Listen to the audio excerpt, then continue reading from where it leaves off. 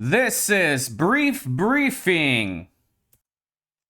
Legendary soccer AC Milan to launch fan token. AC Milan is launching a fan tokens. Owners of ACM will be able to vote in key club decisions and benefit from rewards. Decentralized organization for soccer. AC Milan moves on chain. AC Milan is moving on to the blockchain. The legendary soccer club has partnered with the tokenized sports exchange Chiliz to release a fan token. The ACM will be available via socios.com, a social platform by Chiliz.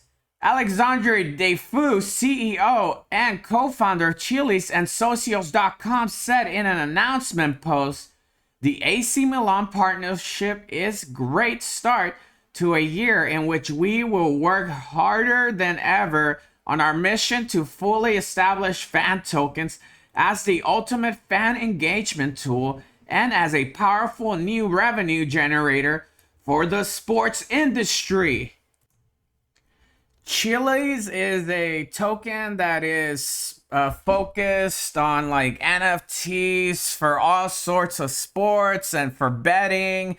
They want to become like the marketplace of sports betting for around the world. That is what Chiliz is. Ethereum layer 2 optimism increasing with mainnet soft launch.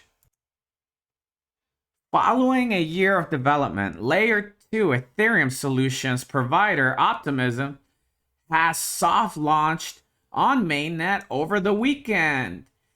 In its latest blog, the Optimism team laid out the particulars of the launch and detailed the battle testing that still needs to be carried out on the network. Industry leaders such as Uniswap founder Hayden Adams and Compound Finance's CEO Robert Leichner were quick to praise the team, adding that it is fantastic news for the entire ecosystem. The concept behind the optimistic rollup is to make transaction faster and cheaper by running smart contracts outside of Ethereum and only storing the results on the root chain. Testing. The development of network has been labeled a soft launch, and there is still more testing to be done. Over the past 4 months or so, Coinbase and DeFi protocol Synthetic have been actively testing the system. Don't forget to like and subscribe. I will be releasing a video on how to use L2. If you have any questions outside the Medium post, I will provide that. 300 million in Bitcoin flow to Binance from Huobi as China gets tougher on exchanges.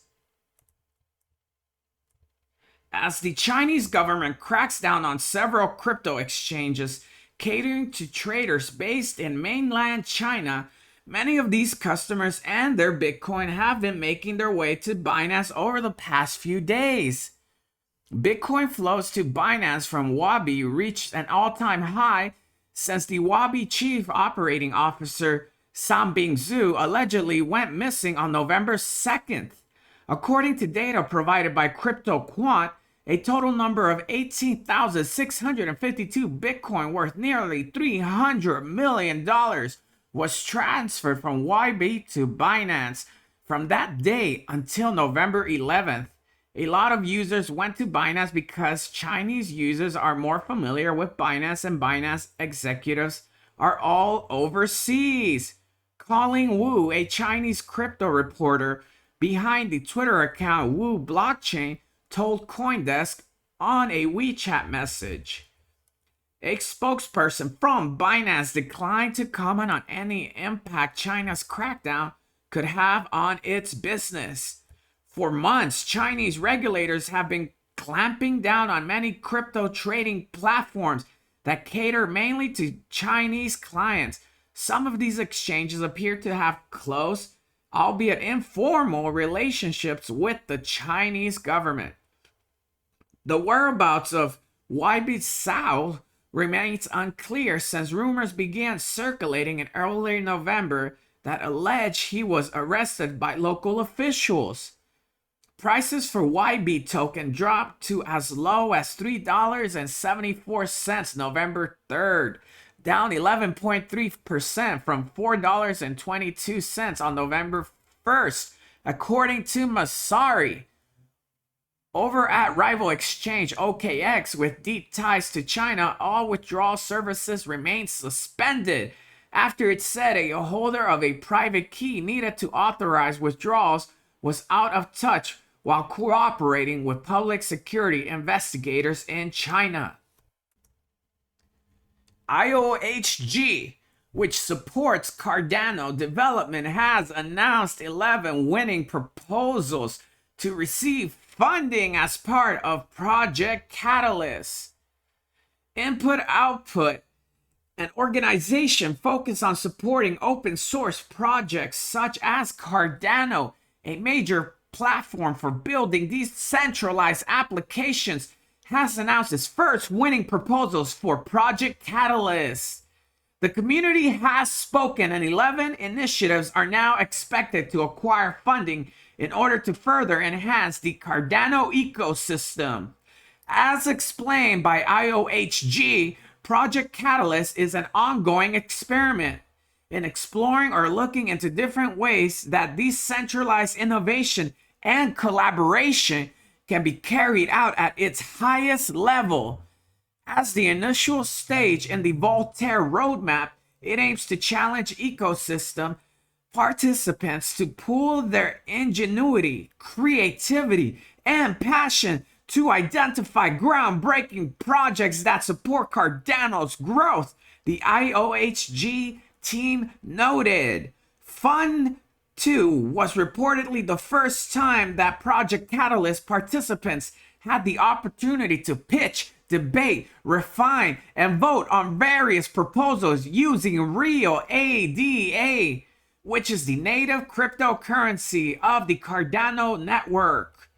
As confirmed by IOHG, this was aimed at enhancing and bringing new value to Cardano. As mentioned in the blog post published by IOHG, we challenge Fund2 participants to come up with ways to encourage Cardano ecosystem development in the next 6 months. With an available initial ADA fund worth $250,000, we are able to fund 11 proposals. The IOHG team confirmed following funded proposals as part of Fund2.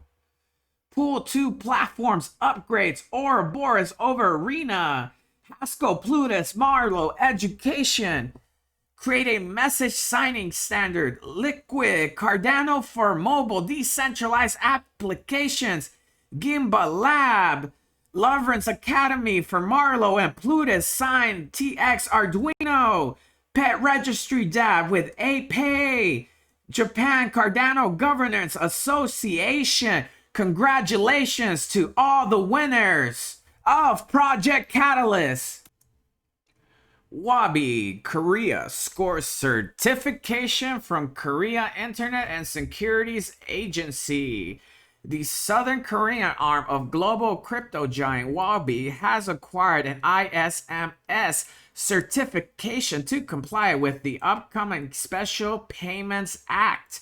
Wabi Korea, the South Korean arm of the world's second largest cryptocurrency exchange by trading volume, has been certified by a major regulator. According to an announcement on January 18th, the Korean Internet and Securities Agencies, or KISA, has granted Wabi Korea an Information Security Management System, or ISMS, certification. The ISMS certification will provide Wabi Korea with a comprehensive management system to ensure security and compliance with the Special Payments Act. New legislation requiring local crypto businesses to report transactions in line with revised Know your customer anti-money laundering policies. Specifically, exchanges must report real names of their users to Korean financial intelligence units in addition to verifying them against personal data such as resident registration numbers. The Special Payment Act will come into force in March 2021. What do you think of this new regulation in Korea? Comment below. Is it an infringement on the citizens' rights? Comment, subscribe. Nickel to use blockchain for its new ETCs on Deutsche Börse LSE. A palladium fund founded by Norlis Nickel will launch exchange trading commodities for metals custodies using blockchain at the Deutsche Börse London Stock Exchange. The world's largest producer of palladium and a high-grade nickel, Norlis Nickel, is pressing ahead with its digital technology strategy. As of January 18, Nickel's Global Palladium Fund has launched exchange-traded commodities or ETCs for metals on the Deutsche Börse, which are custodied by Token Trust AG and also make use of its distributed ledger platform, Atomize. Nickel Global Palladium Fund intends to launch ETCs on London Stock Exchange within a few days. An ETC is an instrument that is traded like a stock or share, offers traders an investment exposure to an underlying commodity, in this case metals. Nickel's fund will contribute palladium, platinum, and gold, silver to the newly launched ETC. Instrument will collaborate with Swiss-based company Token Trust AGs on metal custody arrangements and tokenized strategies. Livecoin exchange announces closure after December hack. Cryptocurrency exchange Livecoin announced Saturday it will shut down after a claimed attack on the platform last month. The Russia-based exchange said in a website notice on an alternative domain that it had made a hard decision to close the business and will be refunding any remaining fund to users. No amount for losses arising from the breach was disclosed. The firm said our service and team bear hard losses as well as our clients. Livecoin said it will accept claims for refunds until March 17, after which no new requests will be accepted. Users will need to email the exchange pass verification producers before they can be awarded refunds, the Post said. In December, Livecoin claimed to have suffered what is called a carefully planned attack in which it had lost control of its servers, backed, and nodes. Not your keys, not your coins. Memorize your keys. Don't forget to like and subscribe. Don't forget about Mt. Gox. You can't trust these exchanges. Have a good one.